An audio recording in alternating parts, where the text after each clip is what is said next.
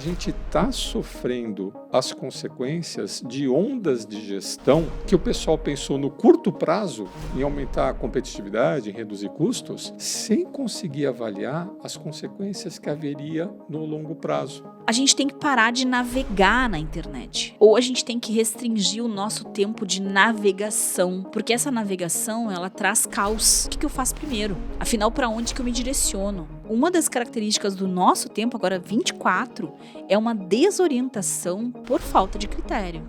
Tem empresa que está se dando bem, tem empresa que está se dando mal. O que esses caras estão fazendo? Nós precisamos ser empáticos para a gente poder se conectar com o mundo em que a gente vive. Mas é mais do que isso. Ela passa a ser a ferramenta necessária, o principal, para direcionar essa tomada de decisão do líder. Eu tenho que ler em que contexto eu estou. Será que esse assunto eu devo trazer primeiro ou aquele outro? Será que essa pessoa está conseguindo me ouvir agora ou ela está com um problema pessoal tão grande que nós vamos primeiro falar sobre isso, mesmo que brevemente? E aí hoje, então, um camarada que vem e fala, não, eu vou ganhar um pouquinho mais para tudo isso, ou eu vou ter que sacrificar tanto na minha vida pessoal para tudo isso? Não, obrigado, não quero.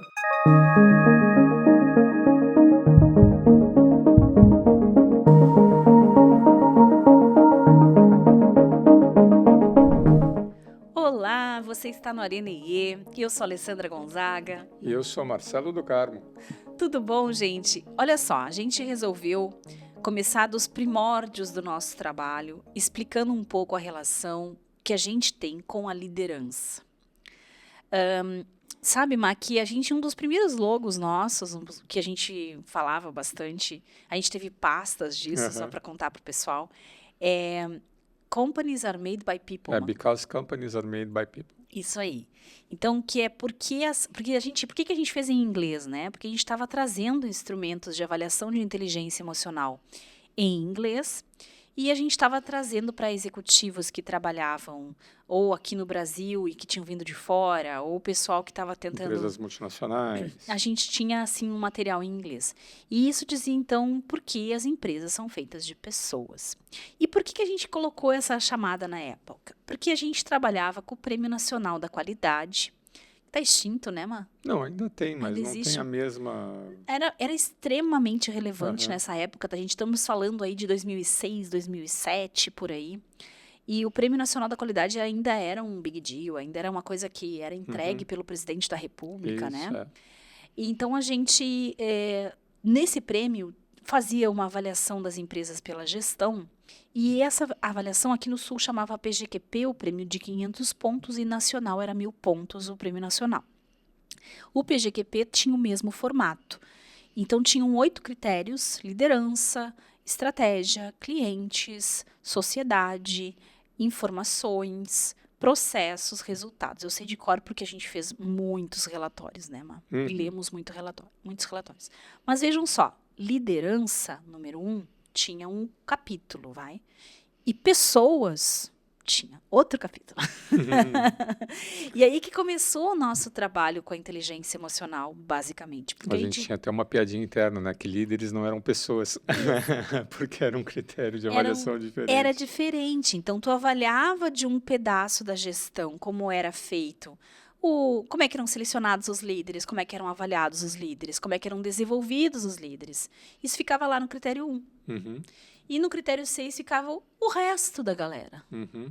E isso era uma coisa que causava um mal-estar na gente, um certo desconforto, e que aos poucos isso foi sendo mudado nas empresas. Mas é claro, ainda existe sim uma divisão da capacitação geral e da capacitação para a liderança.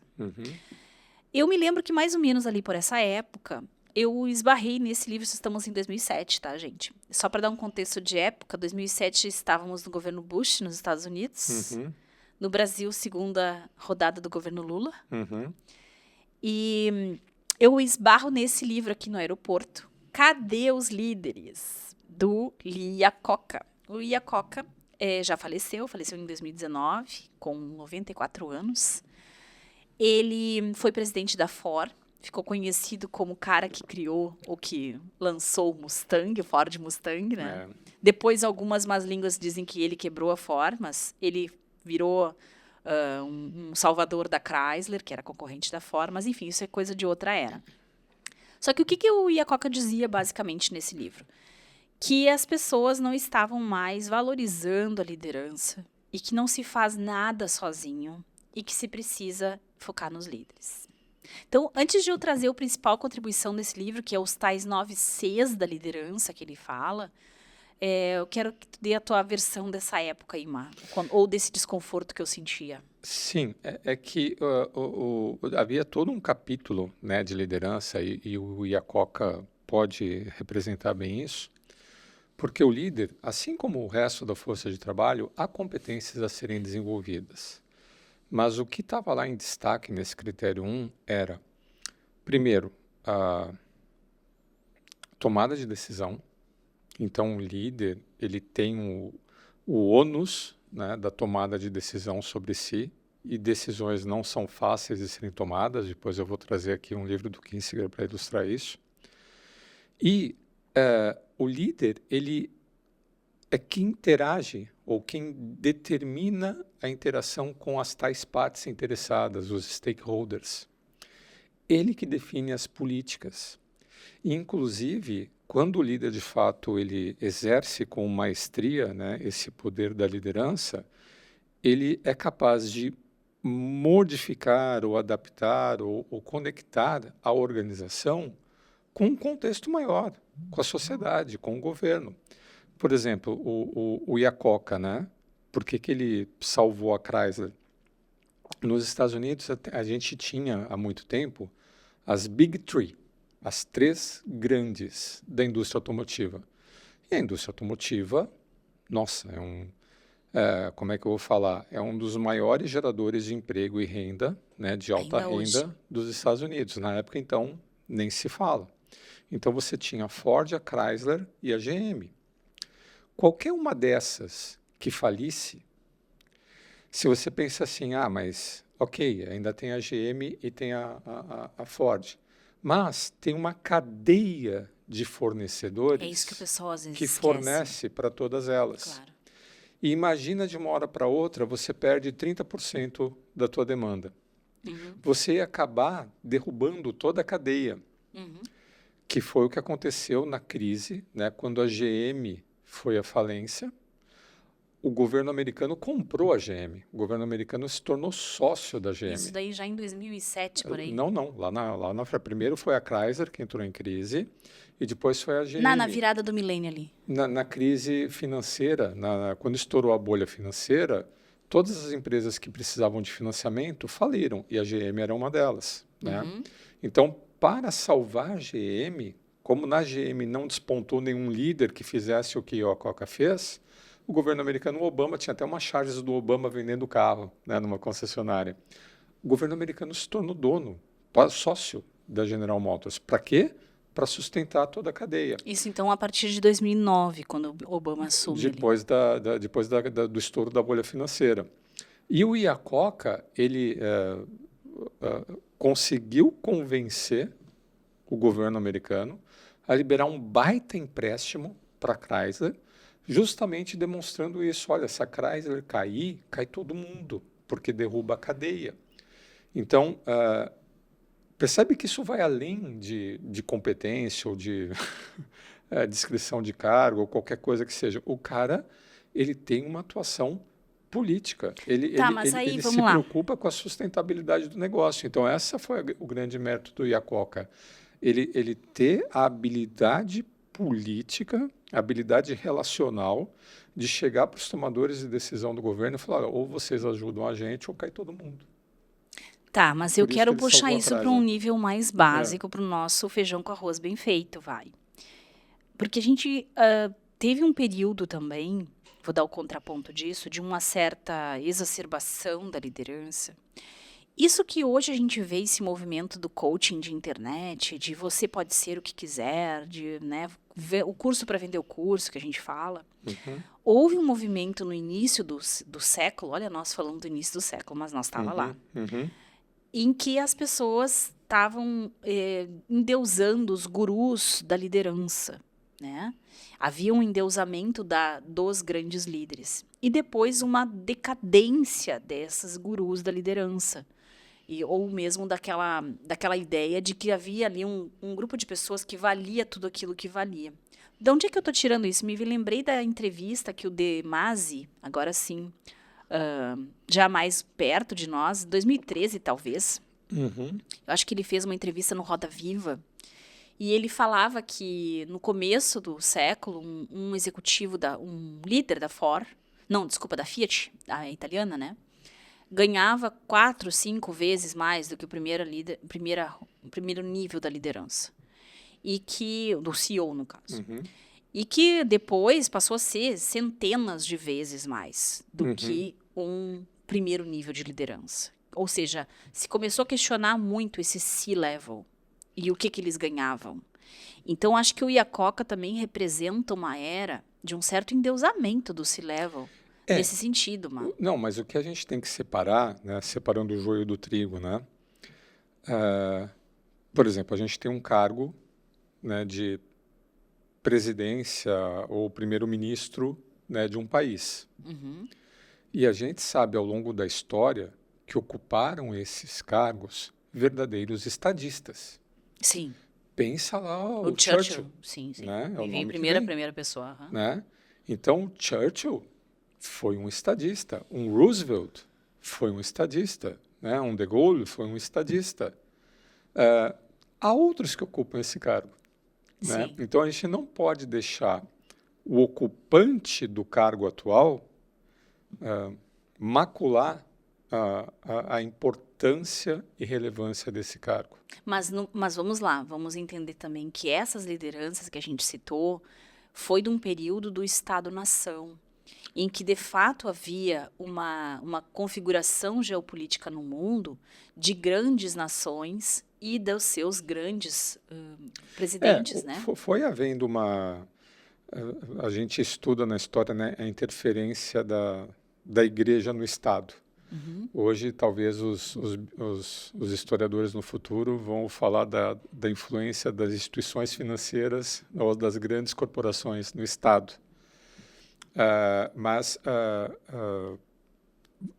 E a gente conhece várias empresas e geralmente sai das grandes capitais e vai lá para os interiores, né, onde você tem as empresas âncoras de famílias empreendedoras, né, que quando chegaram tudo isso aqui era mato, né, a gente prestou serviço, né, a gente tem a honra de ter clientes como algumas delas que são famílias cujos patriarcas, né, cujos fundadores, e a gente vê isso nas fotos, né, a gente vê isso nas galerias, o cara chegou ali, do nada o cara constrói uma coisa. Então, sim, há espaço para esse grande líder C-level que, nossa, pinta, borda e viabiliza e conduz a empresa. Eu acho que quando tu diz que há espaço, tu quer dizer que há uma necessidade disso. Existe isso, né? E são esses grandes fundadores ou grandes líderes, como foi o caso do Iacocca, como foi o caso do Steve Jobs, né? Que olha só o que o cara conseguiu fazer, apesar de toda a polêmica envolvida, tem lá um Elon Musk. Então, existem exemplos, né, do que pode vir a ser toda a grandeza, né, de uma pessoa que ocupa essa função. E existem exemplos ao contrário. Não, eu entendo isso, mas eu não desmereço o tamanho e a importância desse C-level. Mas o que eu quero trazer à discussão para nós agora, em 2024, é que eu tenho a impressão que há uma decadência da ideia de liderança em todos os níveis. Vamos começar por algumas organizações que passam a chamar de líder o primeiro degrauzinho de liderança já. Uhum.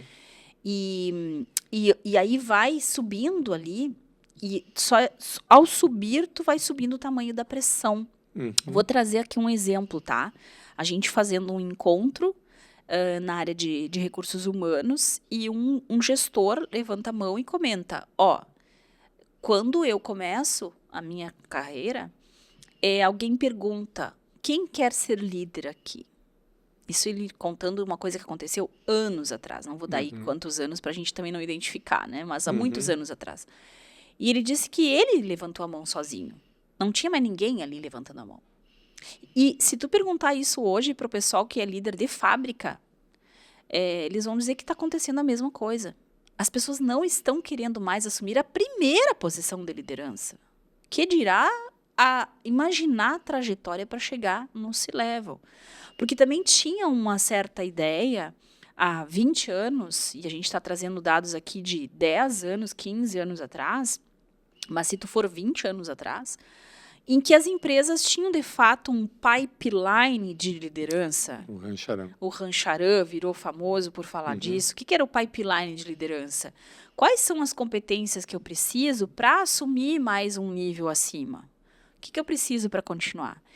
E o que está acontecendo, não só um achatamento da liderança, no sentido de que todo mundo agora é líder, no sentido de que não se percebe mais essa diferença, essa discriminação no sentido de categorização das diferentes competências a partir dos diferentes níveis de liderança, como há meio que um desejo coletivo de não quero entrar nisso, pelo tamanho do conflito que isso gera, né?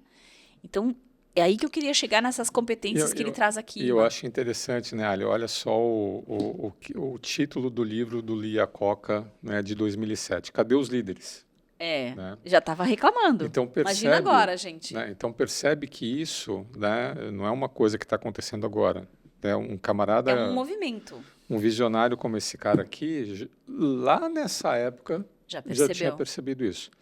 E aí a gente que não cozinha na primeira fervura, né, a gente vê que às vezes ocorrem algumas ondas, algumas tendências que, por mais cheias de boas intenções, se mostram equivocadas. Vou dar um exemplo, né? Já conversamos aqui uma vez ou outra sobre a tal da reengenharia. Lembra da reengenharia?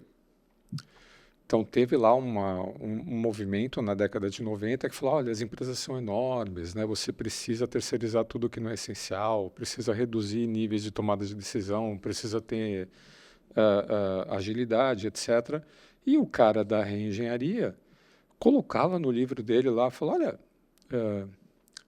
você pode, assim, de cara, sem erro nenhum, dispensar 30% da sua força de trabalho. Você pode achatar níveis de liderança. O que são esses níveis de liderança? O pipeline. Sim. Então, você tinha 6, 7 níveis de tomada de decisão. Por quê? Não é assim que você sai da primeira liderança para um C-Level. A complexidade vai aumentando e você fala assim, ah, não, mas esse povo aqui está ganhando muito dinheiro para repassar a decisão, para tomar decisão, vamos tirar esses caras aqui, vamos colocar sistemas, vamos terceirizar, vamos fazer, vamos acontecer, vamos acabar com o pipeline, vamos acabar com a escola de formação de líderes, porque isso, né, consome muito dinheiro, muita energia da organização, e a organização precisa ser competitiva, porque agora a competição é global. Ok, um monte de empresas embarcou na reengenharia. Consequências disso, as empresas perderam seu capital intelectual, tanto é que a próxima onda foi da gestão do conhecimento do capital intelectual. Como é que a empresa atrai e retém o conhecimento? Que conhecimento? Aquele que você demitiu na reengenharia, né? E, como consequência, está tendo essa dificuldade que a gente está percebendo no pipeline de formação de liderança. Porque as pessoas partiam do princípio, não, porque agora tem que ser time, as pessoas têm que ter protagonismo, e uma série de livros ali no começo dos anos 2000, né, líder para quê? Né? Não é cadê os líderes? Para que liderança? Isso. E equipe autoliderada, sabe assim... Cara, tu não está tendo noção da consequência que isso vai ter no médio e longo prazo. Então, a gente está sofrendo as consequências de ondas de gestão que o pessoal pensou no curto prazo em aumentar a competitividade, em reduzir custos, sem conseguir avaliar as consequências que haveria no longo prazo. Perfeito. Tanto é que o Harry Mintzberg, lembra do Mintzberg? Lembra daquele famoso livro que a gente usa nos nossos treinamentos? MBA Não Obrigado? Quase que eu trouxe esse livro hoje. São temas que o pessoal discutia em MBA e ficava vendo, que legal, então tem que reduzir, tem que cortar. e saíam replicando aquelas soluções E aqui baratas. também tivemos a febre dos MBAs, né? Aham. A febre dos MBAs foi ali por 2010, por ali. E interessante, né? A gente está falando de décadas, a gente já está na terceira década, né? Foi a Aham. primeira de 2000 a 2010, de 10 a 20, agora estamos na Aham. terceira década desse século. E a gente parou de acompanhar as transições, mas elas estão acontecendo. Isso, e as pessoas não conseguem fazer esse nexo causal. O próprio Hammer, o cara que era da reengenharia, depois ele veio a público e falou, desculpa, eu errei. Uhum.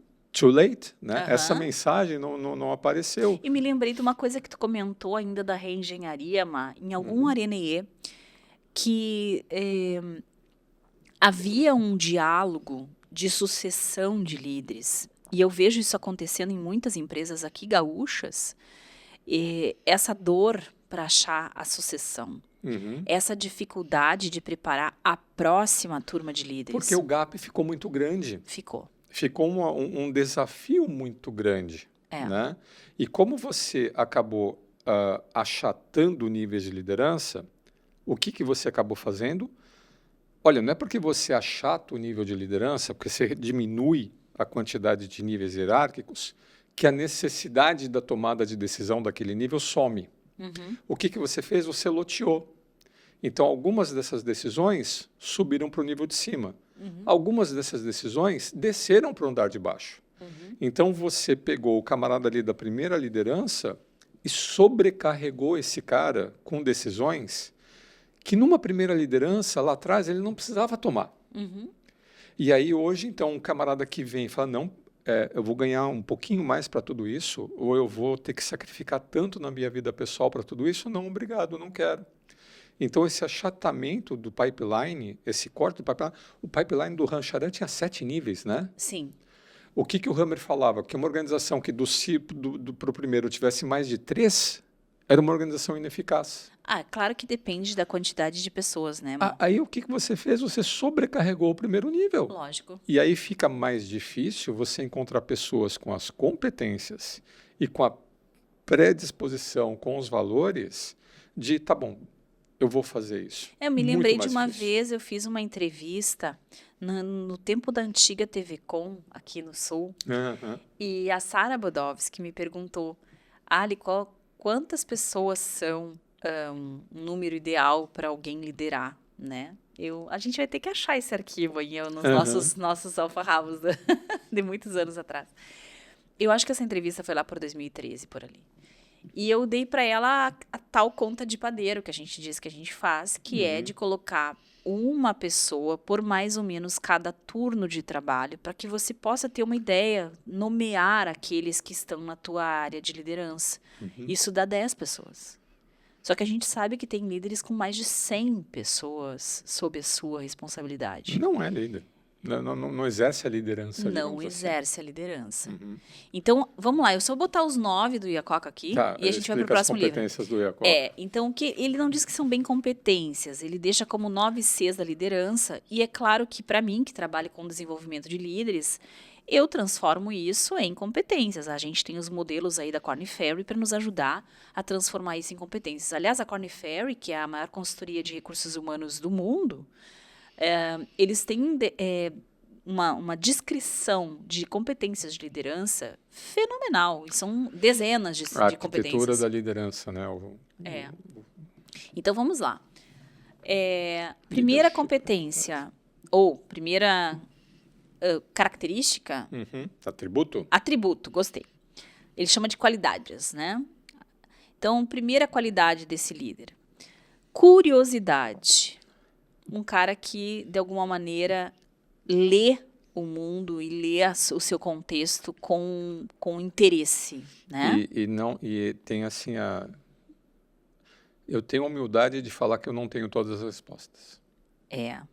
E aí ele até bota isso, a incapacidade de ouvir é uma forma de arrogância. Tá, muito bem, curiosidade. Eu sempre digo que qualquer pessoa que queira aprender, e aí não precisa ser um líder, primeira característica que a gente tem que ter é curiosidade. Se tu chegou numa aula para aprender alguma coisa e tu acha que tu já sabe tudo, o que tu tá fazendo ali, né? Bom, criatividade. Agora eu tenho que tentar trazer o meu tom para as coisas, né? Eu tenho que experimentar também coisas diferentes. E aí ele fala do gerenciamento da mudança ou da adaptabilidade. Aí sim, essa é uma das competências de liderança do modelo do Daniel Goleman que a gente aplica, a adaptabilidade. Então, as coisas estão mudando em um ritmo mais frenético e mais instável, caótico do que já mudaram antigamente. Terceira grande habilidade, comunicação. Encarar a realidade, dizer a verdade, falar com sinceridade. Nossa, como eu sinto falta disso aqui.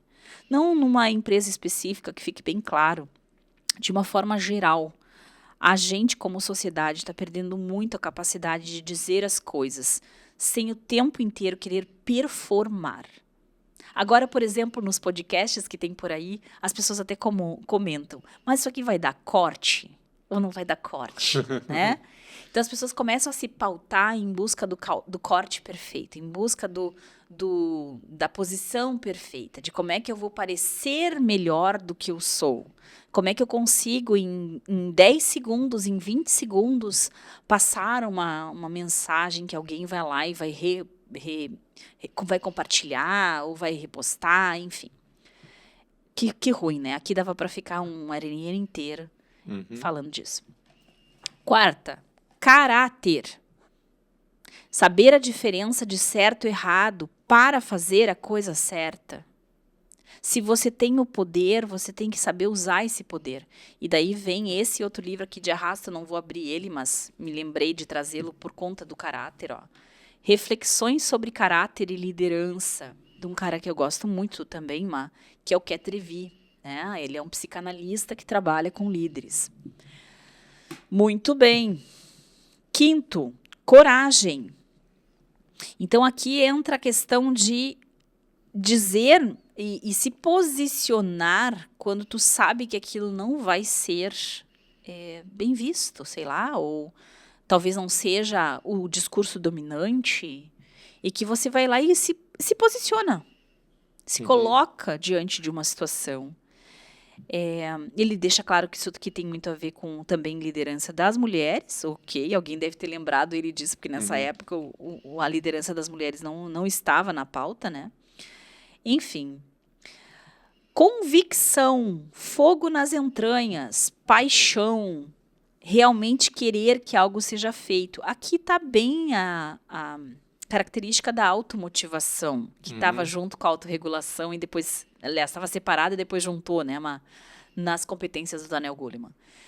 Então, a convicção é isso de eu tenho uma firmeza de propósito. Tinha gente que chamava assim também, ou constância de propósito, né? Eu não sei que número eu já tô, acho que eu já tô na 6ª, né?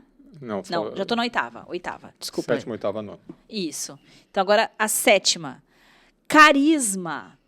E aí, a capacidade de inspirar. Liderança inspiradora. Também está dentro do modelo do Daniel Goleman. Não precisamos entrar muito em detalhes. É claro, as pessoas têm que confiar no líder. Têm que entender que ele está dizendo aquilo do coração dele. Há uma conexão emocional que é preciso estabelecer. Depois, competência.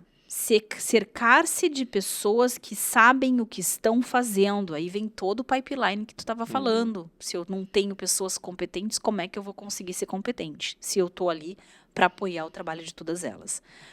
E, por último, critério. Nona característica.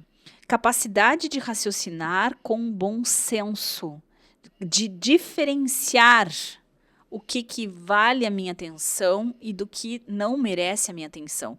Acho que aqui entra uma coisa fantástica que também o nosso tempo exige, que é essa coisa de a gente tem que parar de navegar na internet. Ou a gente tem que restringir o nosso tempo de navegação. Porque essa navegação, ela traz caos. Ela traz a sensação de o que eu faço primeiro. Afinal, para onde que eu me direciono? Então, uma das características do nosso tempo, agora 24, é uma desorientação por falta de critério.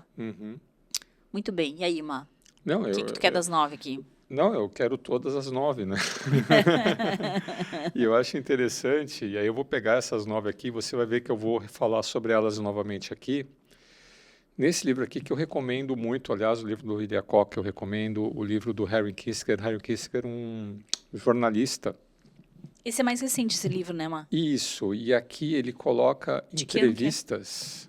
Deixa eu ver quando foi. Recém foi lançado aqui. Peraí, só um pouquinho. Eu gosto deixa eu sempre de pegar. dar época, porque... 22. Ó, né? já tá pós-pandemia. E aqui, o que tem aqui, ó? Entrevista com Konrad Adenauer, que foi o presidente que reergueu a Alemanha depois da queda lá do Hitler. A biografia do Charles de Gaulle, do Nixon, do Anwar Sadat, no Egito, de um cara aqui de Singapura que eu não conhecia, não era parte da minha história, o Lee Kuan Yew, e da Margaret Thatcher. Então, o Kissinger, né, e isso eu recomendo para todo mundo que já está ali no C-Level, estude biografias. É maravilhoso, né? Se inspire, né, por essas histórias desses grandes líderes.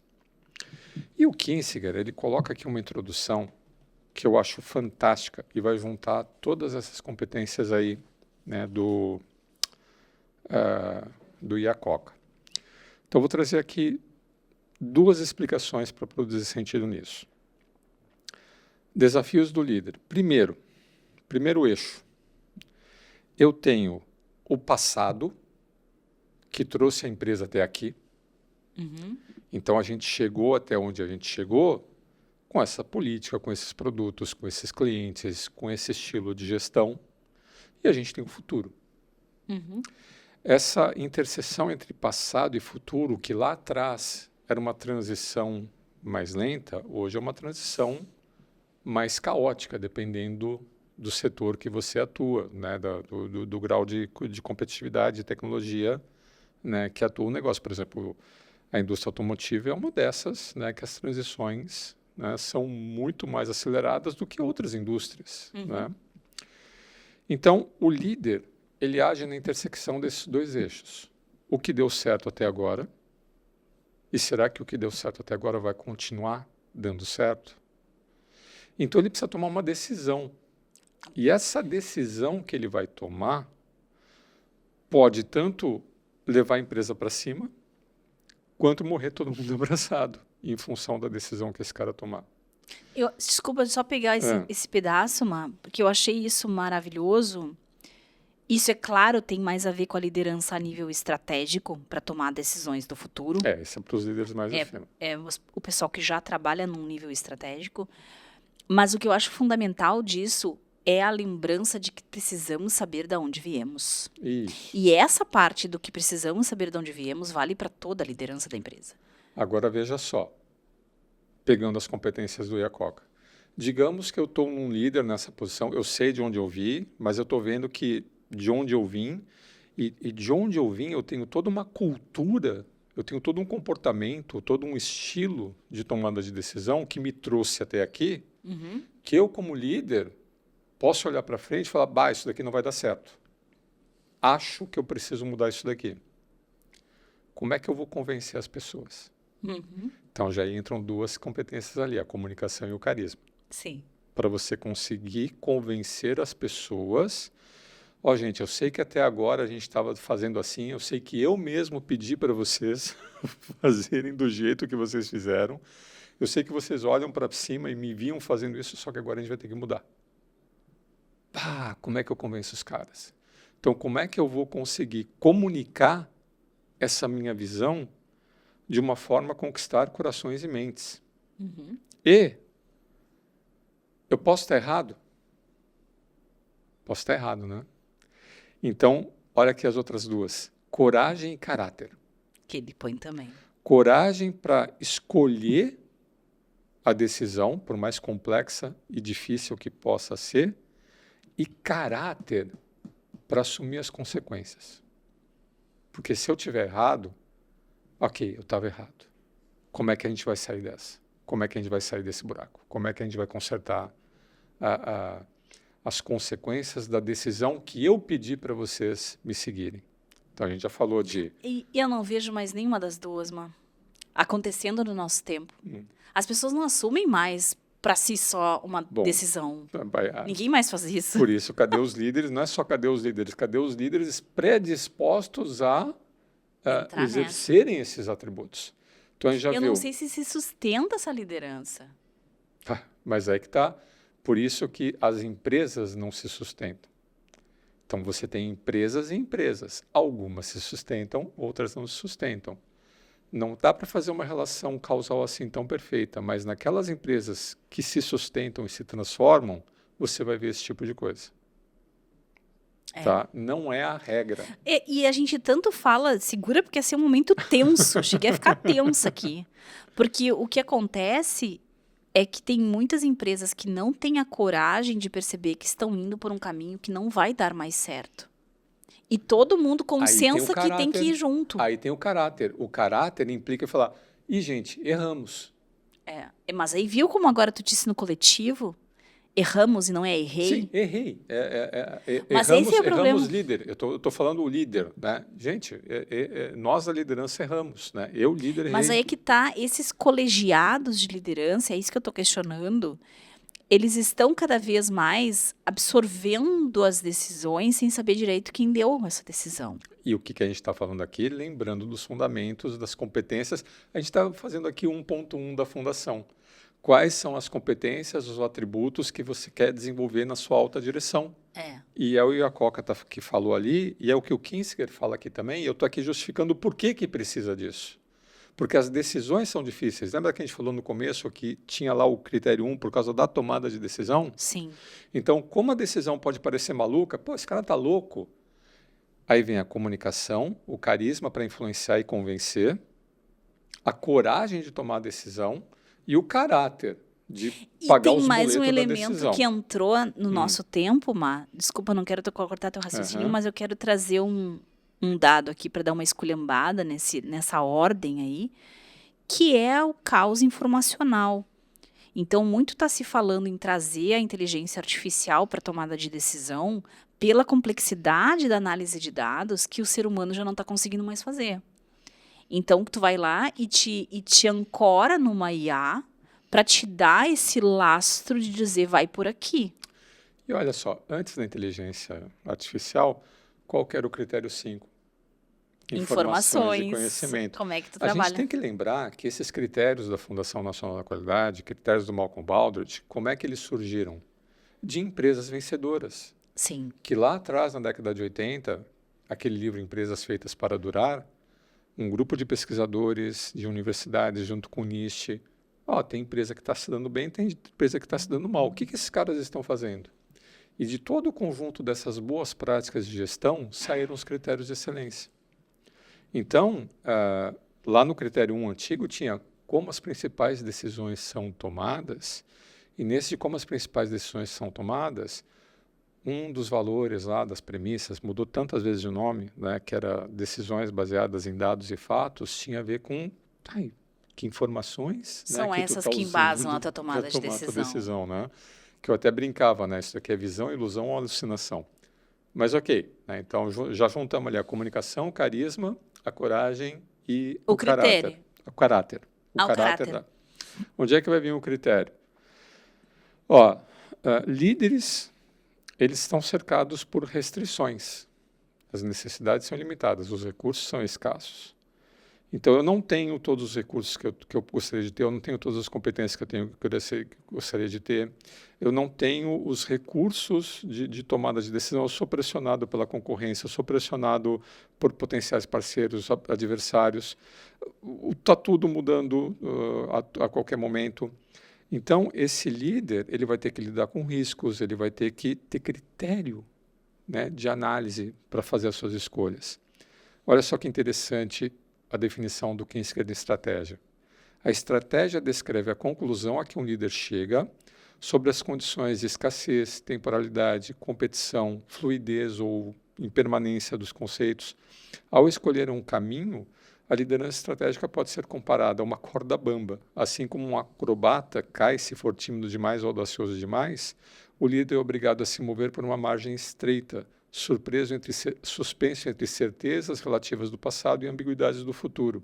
Então, aqui entra a criatividade, o critério, a adaptabilidade, todas essas outras competências que o Iacocca falou, dessa capacidade que o líder C-level precisa ter para analisar o imponderável, e tomar as suas decisões.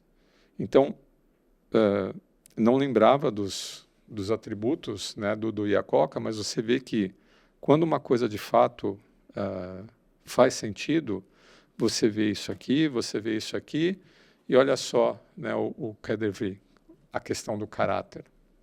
Né? Então, como você toma essas suas decisões e você arca com as consequências ou administra as consequências das suas decisões. Que interessante, Maio.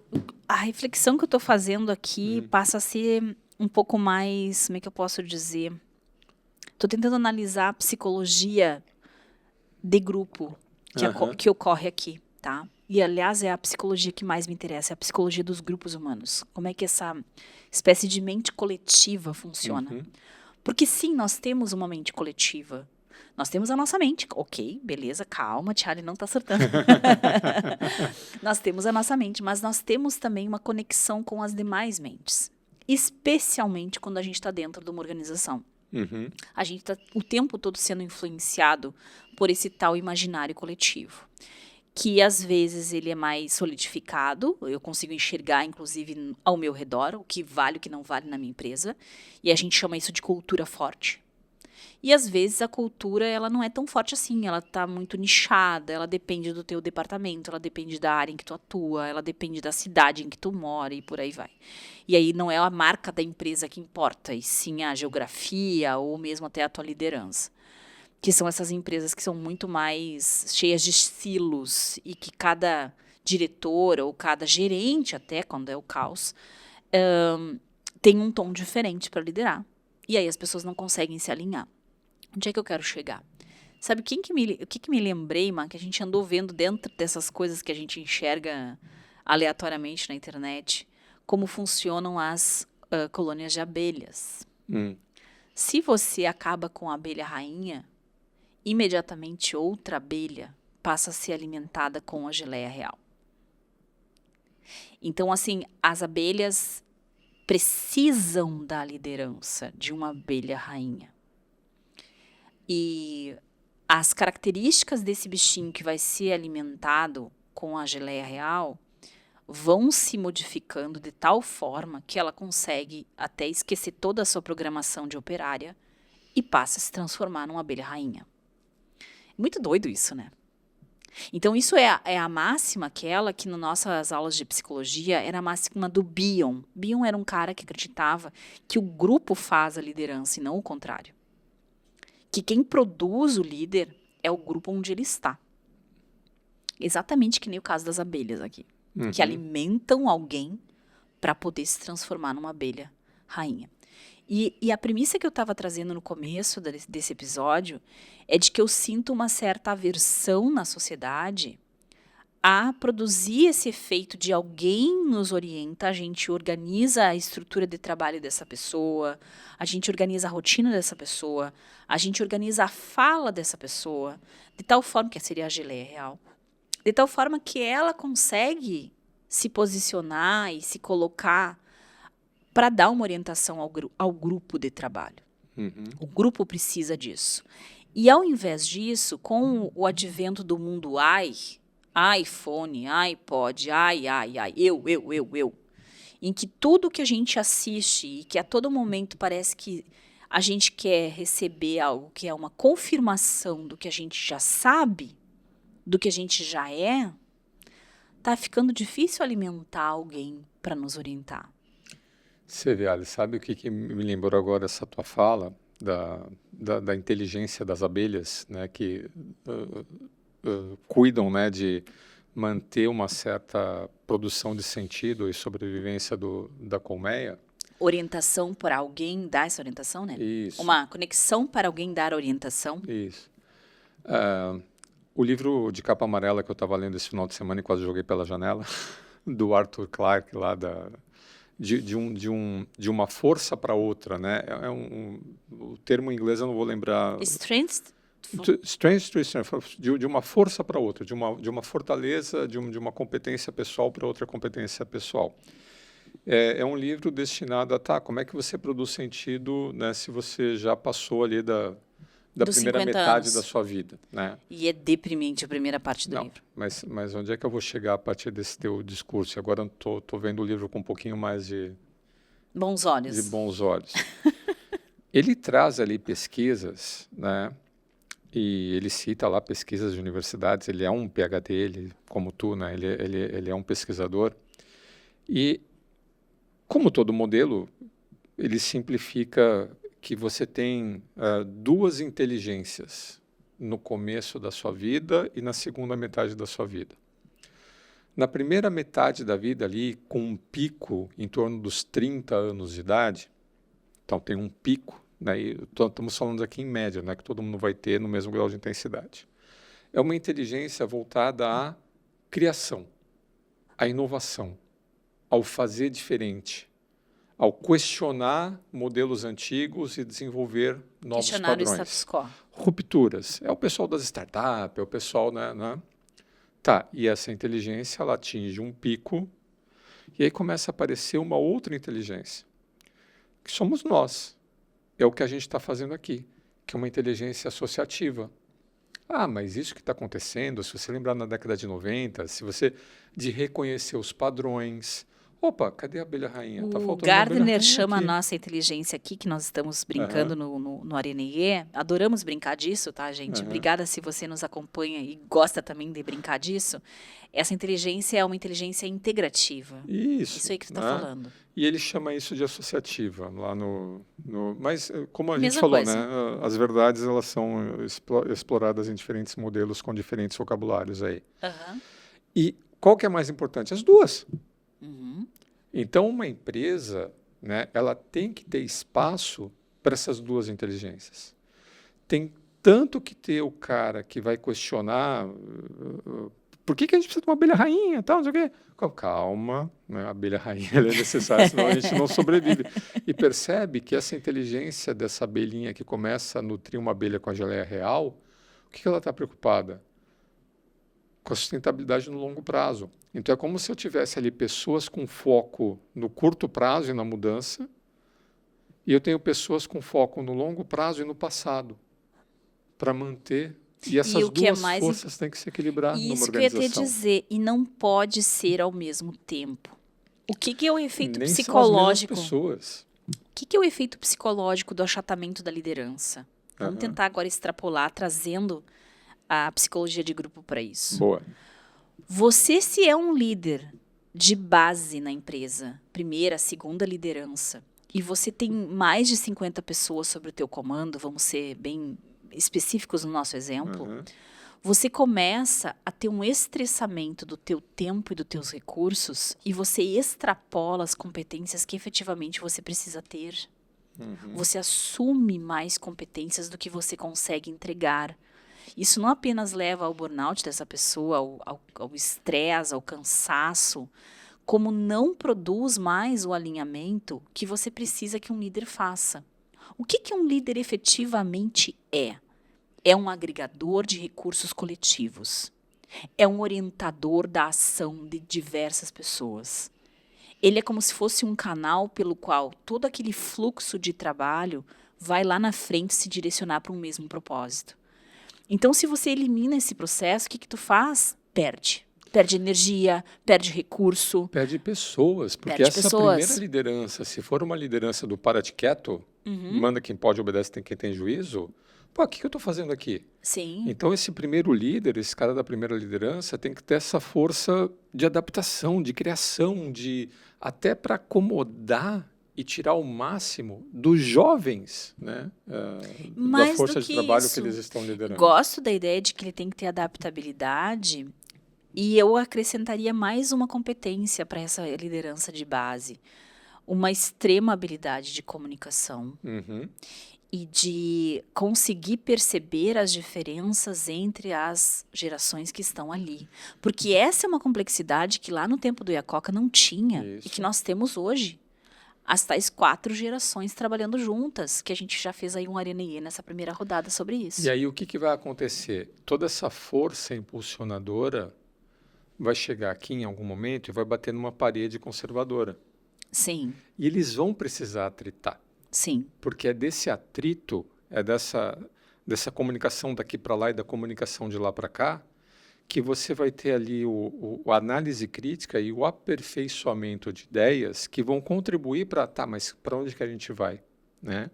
Apesar do ônus da decisão ser da alta direção, eu preciso ter a autenticidade desse lado e a criatividade, né, desse lado para você espremer e sair uma solução que interessante, vencedora, tu né? inverteu a lógica que muitas vezes a gente vê nas organizações.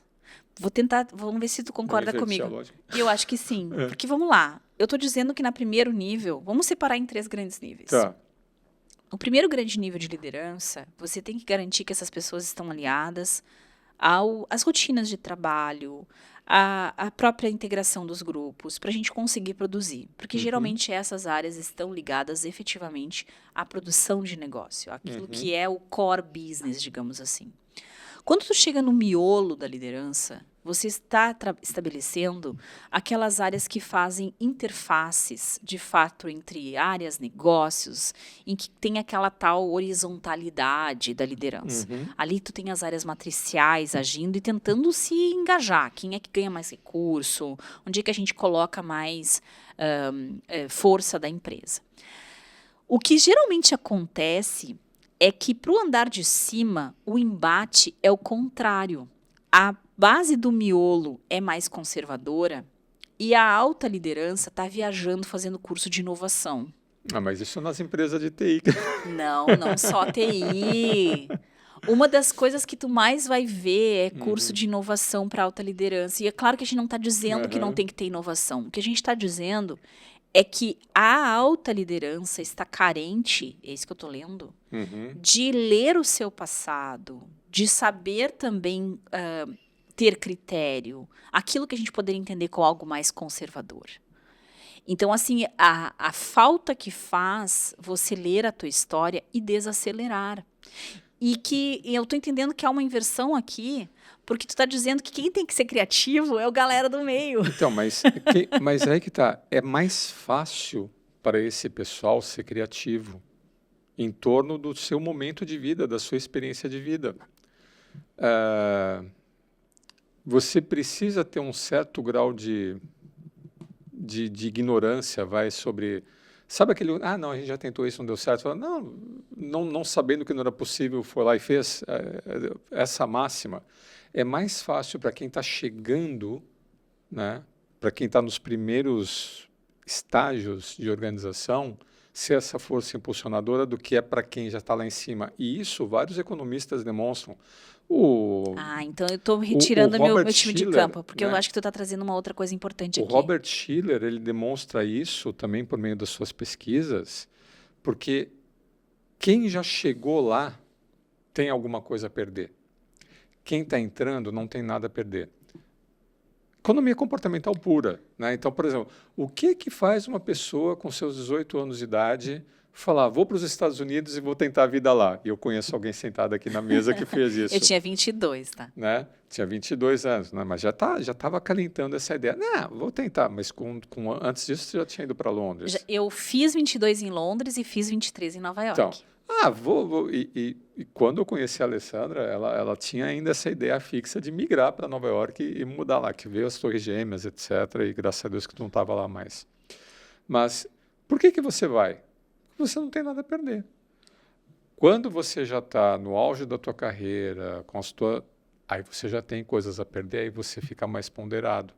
Então, essa questão do jovem ser mais propenso a risco, a novidade, e a pessoa de mais idade ser mais conservadora, ser mais ponderada, isso é um impulso básico que é uma questão de consciência. Né? Maravilhoso, mas aí deixa eu só me corrigir aqui, porque eu acho que, para nós não confundir aqui a nossa audiência e trazer a mesma, ficarmos na mesma página. O que tu está trazendo, é uma interface entre fase de vida e contribuição para a liderança, não necessariamente nível hierárquico. Não, mas é que existe uma associação entre a fase de vida e o nível hierárquico. Não necessariamente. Aí é que tá, a gente tem, esse que é o ponto.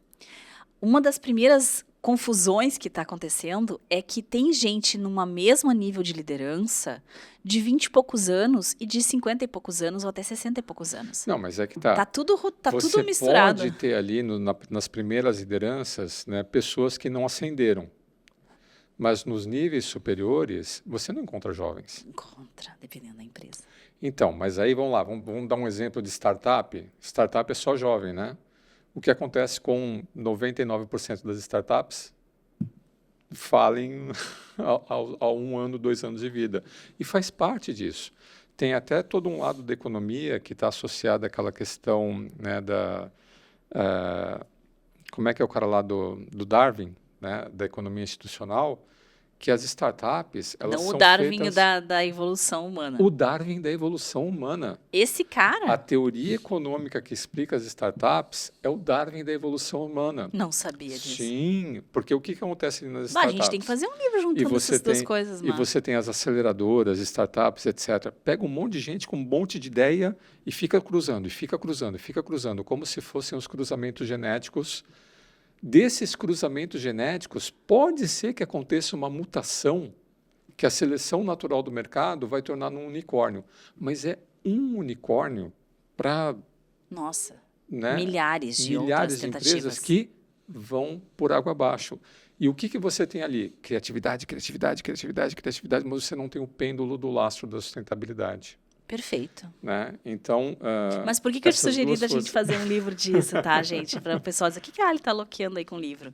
Porque a gente está sempre produzindo essas ideias de consciência e eu acho muito legal quando a gente consegue conectar a psicologia dos grupos à economia. Vem a ser bem o nosso trabalho. E a administração. E a administração, né? Bem legal. Tá, e o resto dos livros aí, Má? Só para a gente, então, ainda tem um gastinho aqui para nós poder usar. Esse de caráter e liderança aqui do Kedevri, eu acho que ele vem na mesma toada. Só que aqui desse, a diferença, né? Esse do Henry Kissinger, para quem está vendo aqui a gente no YouTube, ó. Depois o Arthur bota lá os nomes, a gente vai depois botar nas nossas referências. Esse livro aqui, ele traz cases mesmo, né? Então, ele pega lideranças aí do mundo e coloca para análise, como o Má falou. Que mais, Má? Então, a gente falou ali para o C-Level, né? Aí eu trouxe aqui um livro, né, para os novos gerentes, que é esse aqui, ó, daquela série das leituras do Harvard Business Review, né? São 10 artigos selecionados para novos gerentes. O que significa estar no comando, mitos, equívocos, né? Então, aqui é para o pessoal que está começando ali a escalada do pipeline. Não é para o cara que nunca foi gestor, é o cara que já é gestor e fala, tá aí, vou seguir essa carreira, né? E ele traz aqui diferentes artigos. Um dos artigos aqui que me inspirou a trazer esse livro, né? Que é o nosso principal material de trabalho, é do próprio Goleman, né? Que o artigo dele é o que define um líder. E ele fala da importância da inteligência emocional para a liderança. Vou deixar você explorar isso, que você explora com mais propriedade do que eu, né? Obrigada, Má. O que define um líder. A gente já falou aqui bastante disso, né? Aqui são aquelas clássicas 5 dimensões que depois viraram 4 no modelo do teste, né? E aqui eu vou destacar, porque de todos a gente já falou um pouco, a gente já falou da automotivação, que vem a ser essa coisa de manter a constância, como disse aqui o Iacocca, né? Ele vai trazer a questão da empatia, que eu acho que é uma diferença muito grande no trabalho do Goleman, porque a gente parou de ver a empatia como uma coisa fofinha. A empatia é uma ferramenta da liderança. Se eu não consigo ler o que importa para as pessoas, se eu não consigo ler como elas estão se sentindo numa reunião, como elas estão me sinalizando coisas em e-mails, em WhatsApp, o que for, eu não tenho as ferramentas necessárias, eu não tenho os dados necessários para tomar boas decisões, para direcionar essas pessoas. Então, a empatia, claro que é bacana eu ter do ponto de vista humano. Nós precisamos ser empáticos para a gente poder se conectar com o mundo em que a gente vive. Mas é mais do que isso. Ela passa a ser a ferramenta necessária, o principal, para direcionar essa tomada de decisão do líder. Eu tenho que ler em que contexto eu estou. Será que esse assunto eu devo trazer primeiro ou aquele outro? Será que essa pessoa está conseguindo me ouvir agora ou ela está com um problema pessoal tão grande que nós vamos primeiro falar sobre isso, mesmo que brevemente? Então, assim, é importante que a gente coloque que o Goleman faz um marco quando ele coloca a empatia como uma ferramenta de liderança. Outra coisa que é um marco dele, e eu acho que vem em segundo lugar, porque isso já tinha outros autores que falavam sobre isso, que é o autoconhecimento. Tu tem que te conhecer. E a gente já falou muitas vezes disso aqui também no Arena EE. E a empatia, nossa, tu falou bem, Ali, que é um divisor de águas, né? E o pessoal fala de empatia como se fosse, né? Qual é a importância da empatia para você que quer trilhar um caminho de liderança? Como toda soft skill, né, não tem assim um manual de como me comportar. Faça assim que sempre vai dar certo. Aliás, essa é a definição de soft skill. Como você não sabe o que dá certo ou não vai dar certo em função do contexto, do perfil de pessoa com que você está interagindo, da situação. E foi assim que os militares definiram o tal da soft skill lá na década de 60, né? Como liderar a tropa? Depende, você está numa trincheira sob fogo ou você está... Né? Não tem assim, faça assim que sempre vai dar certo. Né? Perfeito. Então, você precisa desse olhar sobre como é que o outro está reagindo, como é que o outro está se sentindo em função do teu comando, para você ver se está dando certo ou não está dando certo o que você está fazendo. Eu gosto de fazer um paralelo, né? Quando a gente namorava lá atrás, né? O cara que é sem noção, né? Ele deu uma cantada uma vez na vida e deu certo, ele acha que sempre vai dar certo e ele, né? Não vai dar certo. Então, quando você namorava, quando você estava conhecendo alguém, você falava alguma coisa ou você tinha um determinado comportamento, o que você ficava vendo? E aí? Deu certo ou não deu certo? Ela riu ou não sorriu? Putz, virou a cara, tá errado, né? Então, essa ferramenta de feedback sobre como eu estou fazendo, se eu estou fazendo de uma forma que, olha, eu estou conseguindo influenciar você, você está comigo, eu estou conseguindo engajar, eu estou conseguindo te direcionar para o meu objetivo, essa ferramenta de feedback da liderança é empatia, pronto. Segura que agora eu vou ter que fazer uma entrada aqui, que eu, pegando isso que tu falou da empatia, não vou me aguentar, né? Vamos lá. Gente, nesse final de semana eu vi Bebê Rena. E o Mar não viu, é uma série. E se você não viu, você tem que ver. Porque ela é um marco de séries do nosso tempo. Ela conta um processo que, segundo o autor, é uma história real. E a gente sabe aí, pelas polêmicas que está dando na TV inglesa, que tem alguns contornos que não são exatamente acurados com os fatos reais. Mas seja como for, ele conta a história dele de uma stalker real, que já tem até nome, eu não vou dar o nome dela aqui, porque, enfim, nós não vamos entrar nessas polêmicas, né? Mas essa mulher perseguiu esse homem por anos. E ele conta isso nessa série. Ele é um barista e ele tenta ser comediante. Onde é que eu quero chegar com a empatia? Depois de muito tempo sendo pressionado por ela, tendo milhares, dizem que foram mais de 40 mil e-mails. Nossa, uma stalker. Era um absurdo, assim, eram centenas por dia até.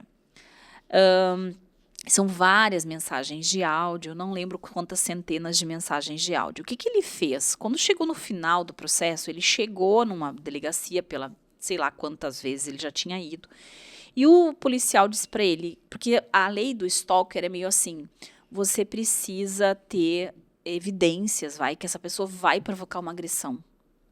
Então, o policial disse, fica ouvindo as mensagens, nós não temos staff para ouvir essas 50 mensagens que ele queria mostrar. Você, quando encontrar uma mensagem que ela te ameaça, aí tu volta aqui. E aí, o que ele fez? Ele fez aquilo, o podcast dele, como ele disse. Ele ouvia ela todo dia para procurar a tal da mensagem. E o que eu achei fantástico, e por isso que eu trago aqui para nós, é que ele fez uma categorização de como ela se sentia. Nossa. E fez os áudios dela separados por isso. O filme é fantástico porque mostra que ao mesmo tempo que ele tratava a obsessão dela, ele ficou obcecado com ela. Ele também tratava a própria obsessão. Ele também tratava as próprias inseguranças, o trauma que ele tinha tido. Então, esse espelhamento da agressora e do agredido, da vítima, fica muito interessante. Sim. Mas onde é que eu quero chegar? Ele só conseguiu, de fato, curar aquilo que ele sentia, e a série, eu não vou contar o final, e nem porque que chama Beberrena, assistam porque vale muito a pena, quando ele, de fato, entende como ela se sente. Entende quais são os sentimentos que estão envolvidos ali. Entende que muitos desses sentimentos ele não conseguia lidar, porque ele próprio não lidava com seus sentimentos. Então, assim, eu achei fenomenal a série para contar desse processo. Claro, como nós podemos enlouquecer uns aos outros, mas também como nós nos espelhamos uns nos outros. A empatia como ferramenta de aprendizado e regulação social. Isso aí. E isso, hoje em dia, é muito mais importante porque, dado que existem, coabitando na empresa, pessoas de diferentes gerações, e aí diferentes gerações, isso implica em diferentes crenças e valores. E crença e valor é o nosso fiel da balança, né? Então, se eu tenho crenças e valores diferentes das tuas, o que é certo e errado para mim é diferente do que é certo e errado para ti. Então, eu não posso mais simplesmente me guiar por minhas crenças e valores, que pode ser que você não aceite as minhas crenças e valores. E não é que eu estou certo ou você está errado, a gente apenas tem crenças diferentes. Então, mais um ponto para a importância da empatia. É o mundo online, né?